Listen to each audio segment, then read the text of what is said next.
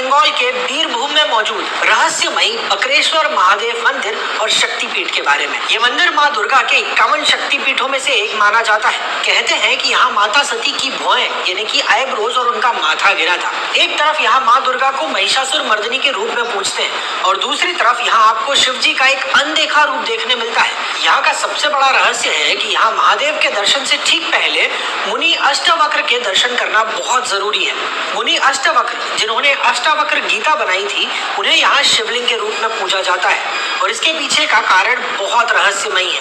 अष्टावक्र एक बहुत ही विद्वान और महान ऋषि थे, इतने कि जब वो अपनी माता के गर्भ में थे तब उन्होंने अपने पिता को वेदों का पाठ करते हुए सुना था और गर्भ में से ही उन्होंने अपने पिता को उनके पाठ में हुई गलतियों के बारे में बता दिया था। इस बात पर गुस्सा होकर उनके पिता ने उनको एक श्राप दे दिया, जिससे उनका शरीर 8 जगहों से टेढ़ा मेढ़ा यानी वक्र वाला हो गया। और अपने शरीर की इन्हीं दिक्कतों को दूर करने के लिए अष्टावक्र मुनि ने यहाँ शिव जी की कड़ी तपस्या की थी, जिससे खुश होकर शिव जी ने उन्हें ठीक भी कर दिया।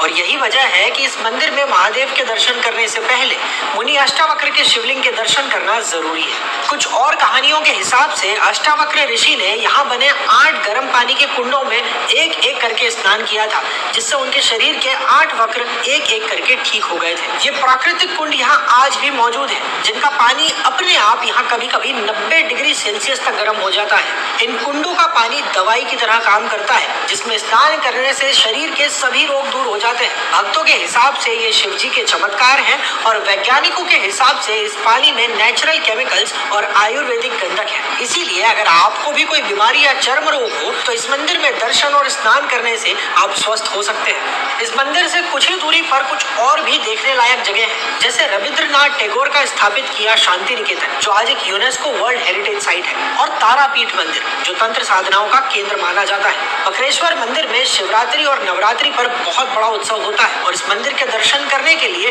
ठंड के मौसम का समय सबसे सही माना जाता है। तांत्रिकों में प्रसिद्ध इस मंदिर के दर्शन करने से लोगों का स्वास्थ्य अच्छा